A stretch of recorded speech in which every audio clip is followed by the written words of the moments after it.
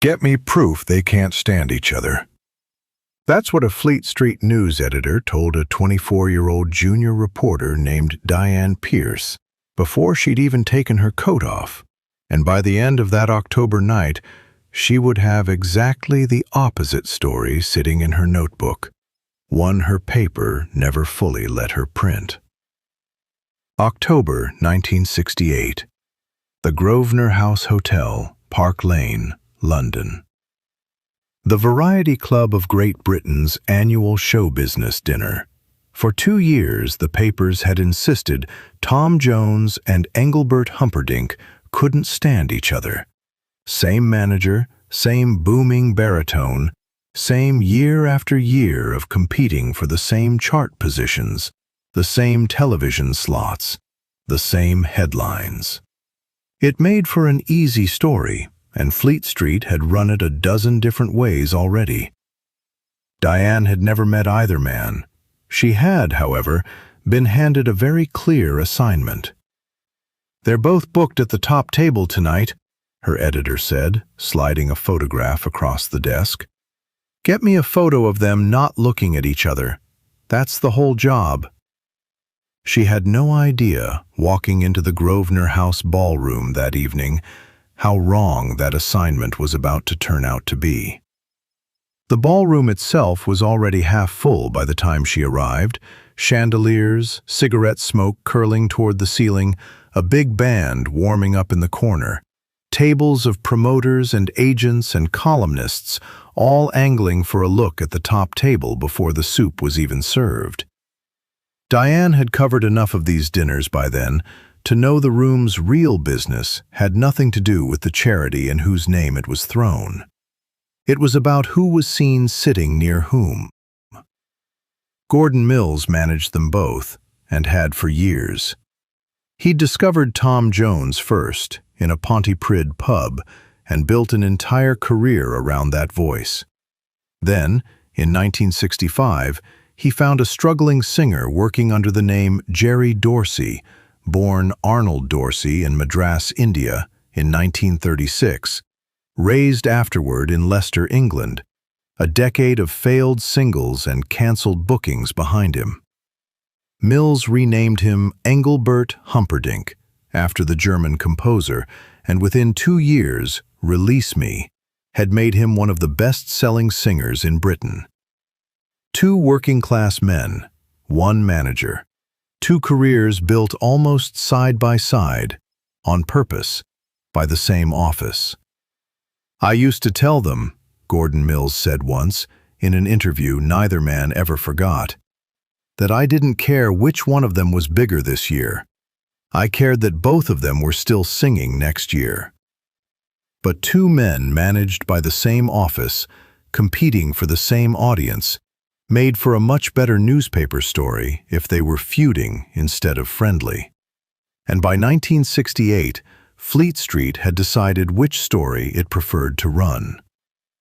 Diane had grown up reading exactly that kind of story. She'd been hired 8 months earlier, the only woman on her section of the newsroom floor, and she understood precisely what kind of piece got her byline moved from page 11 to page 3.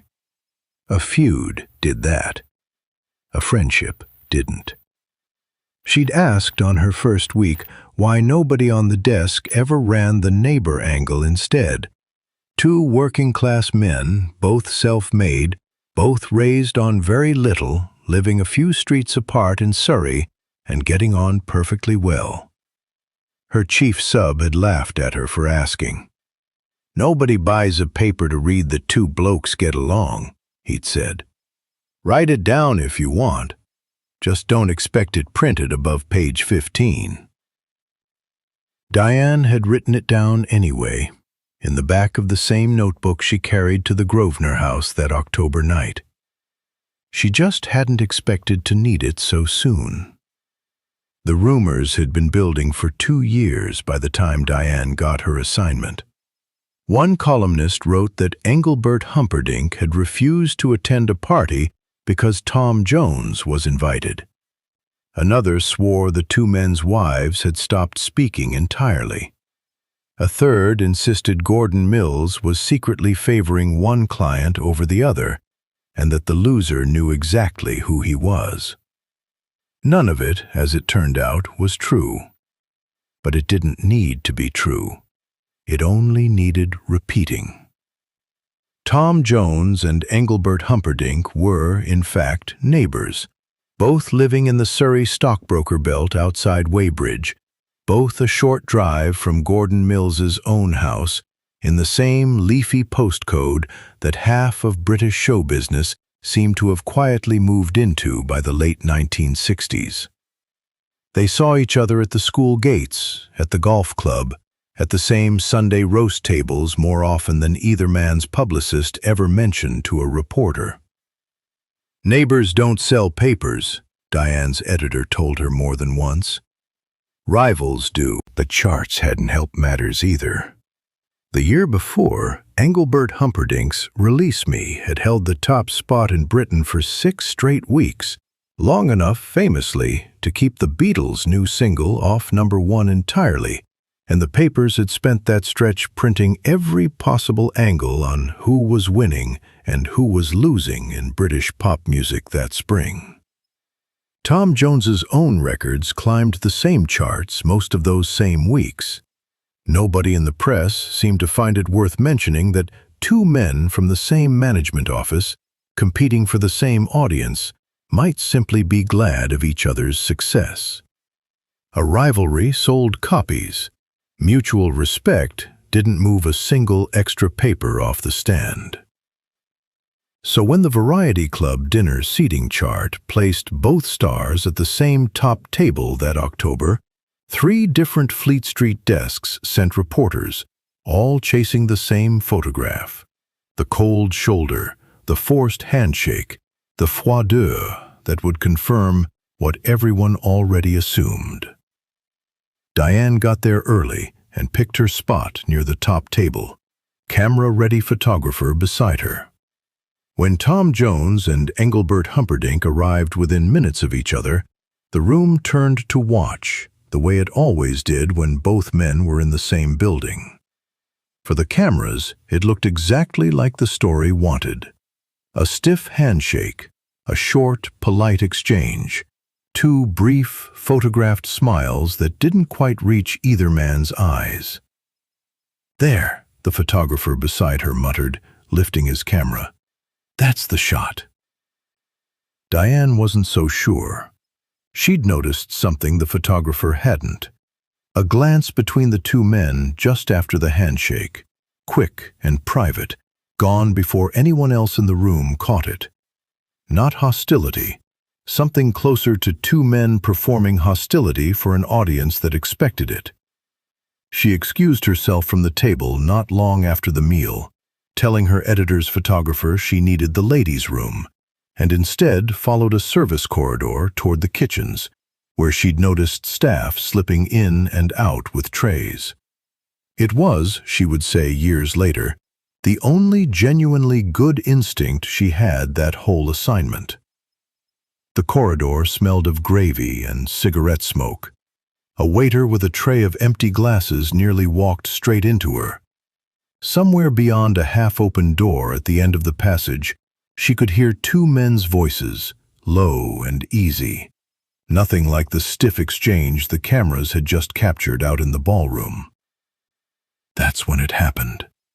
Through a half-open door near the kitchens, away from the tables, the cameras, and the seating chart that had put them side by side for show, Diane found Tom Jones and Engelbert Humperdinck leaning against a stack of folded banquet chairs, ties loosened, laughing at something neither man had said in front of a single reporter all evening. "Your lot from Leicester still can't hold a tune next to us Welsh boys," Tom said, grinning.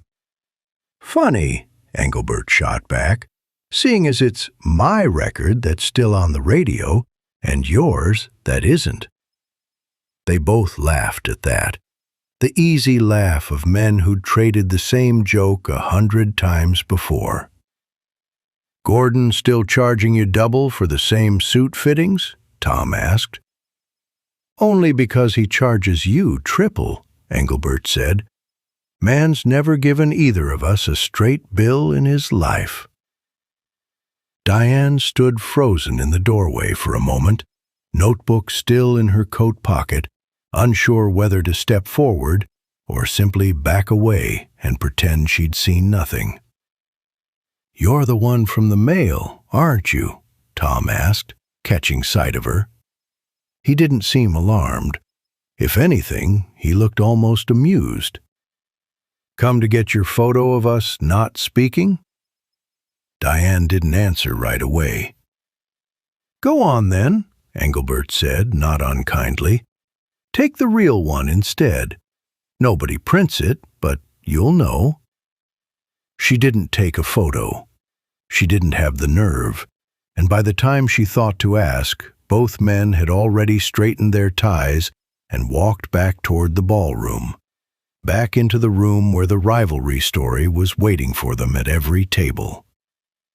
Diane went back to her editor with nothing that fit the assignment. No cold shoulder, no froideur. Just two friends trading insults over a stack of banquet chairs. "So we've got nothing," her editor said, unimpressed, when she told him what she'd actually seen. "We've got the truth," Diane said. "It's just not the one you wanted." "That's not a headline, Pierce. That's a paragraph nobody reads."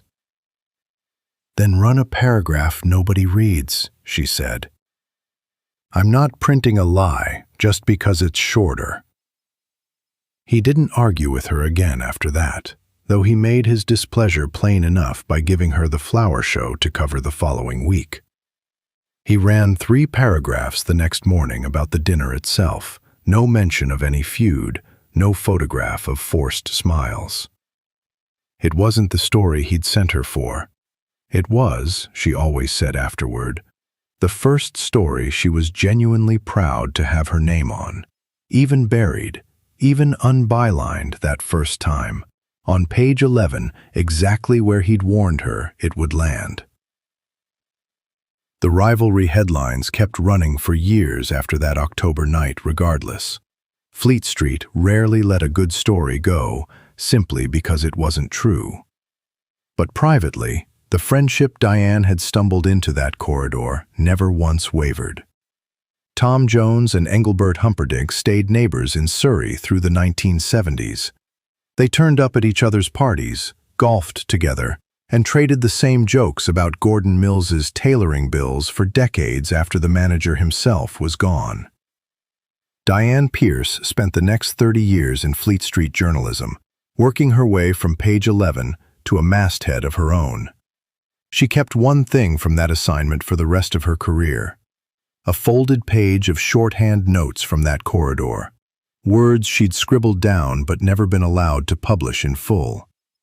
She used to show it to younger reporters on her staff, the ones chasing an easy feud story of their own, sent out the same way she once had been.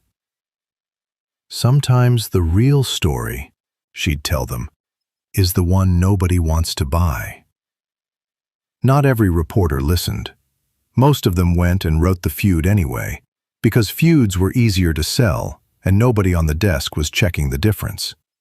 But a few kept that lesson the way Diane had first heard it, in a kitchen corridor at the Grosvenor House, from 2 men who had nothing to gain by telling a junior reporter the truth, and told her anyway. Tom Jones and Engelbert Humperdinck are both in their 80s now, and in interviews decades later, they still bring up the manufactured rivalry themselves, usually laughing about it. Engelbert has said publicly, more than once, that the two of them have been mates for over 50 years, despite everything Fleet Street tried to print about them along the way. Tom has said much the same, usually adding that Gordon Mills would have found the whole thing very funny. 2 men he'd built side by side, still trading the same insults about the same tailor bills half a century later. What Diane Pierce saw through that half-open kitchen door in October 1968 never made the front page. It didn't need to. It outlasted every headline written to replace it, and outlasted the editors who kept commissioning those headlines long after both men had stopped bothering to deny them.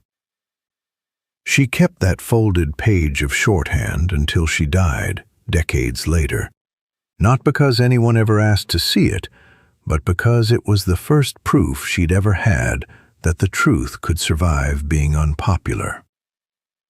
Two men, managed by the same office, told for years they were supposed to hate each other, and neither one ever did. "Take the real one instead," Engelbert had told her that night. "Nobody prints it, but you'll know." 50 years on, everyone finally does. Two old neighbors from opposite ends of the world, still trading the same insults about the same tailor, long after every reporter who ever doubted them has gone quiet. If this story stayed with you, take a moment to subscribe and leave a like. It helps more of these stories reach people who still remember this era. And tell us, have you ever discovered that two people the world insisted were enemies were actually close friends all along? Share it in the comments.